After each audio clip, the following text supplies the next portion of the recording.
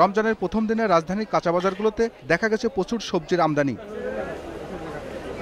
তবে বেগুন, ধনেপাতা সহ প্রত্যেকটি সবজির দাম বেশি। প্রতি কেজি বেগুন বিক্রি হচ্ছে জাতভেদে ৬০ থেকে ৯০ টাকা পর্যন্ত।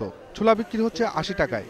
তেলের আগের দাম বহাল থাকলেও বেড়েছে চিনির দাম। ক্রেতারা অভিযোগ করেছেন, রমজান আসলেই দাম বাড়িয়ে দেওয়া হয়। পাল্লা ছিল ৮০ টাকা, ৭০ টাকা পাল্লা ছিল, সেই জায়গায় ১২০ টাকা, ১৩০ টাকা, ১৫০ টাকা হয়ে গেছে। বিক্রেতারা বলেছেন, পাইকারি বাজারে দাম বেড়ে যাওয়ায় বেশি দামে বিক্রি করতে হচ্ছে তাদের। কয়েকদিন পর দাম কমে আসবে বলেও আশা করছেন তারা। ছোলার দাম আগের মতোই আছে, কিন্তু চিনির দামটা বেড়েছে। প্রথম বছর তো একটু দাম বাড়ছে, এখন দাম আবার আগের মতনই কমে যাবে। শসা ৩০-৩৫ এমন কেজি দেশি। এদিকে গরু ও খাসির মাংস সিটি কর্পোরেশনের নির্ধারিত দামের চেয়ে কিছু বেশিতে বিক্রি হচ্ছে।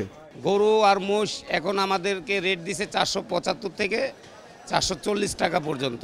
উনি ৫০০ টাকা করে চাইছে, আমি ৪৮০ টাকা করে কিনছি। তবে ব্যবসায়ীরা বাজারে নিত্যপণ্যের দাম বাড়িয়েছেন এমন সুনির্দিষ্ট অভিযোগ পেলে কঠোর ব্যবস্থা নেওয়ার কথা বললেন ভোক্তা সংরক্ষণ অধিদপ্তরের মহাপরিচালক।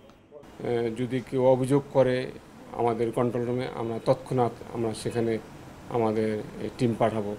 রমজানে অতিরিক্ত চাহিদার কারণে শাকসবজির দাম বাড়লে নিয়ন্ত্রণ সম্ভব হয় না বলেও মন্তব্য করেন তিনি।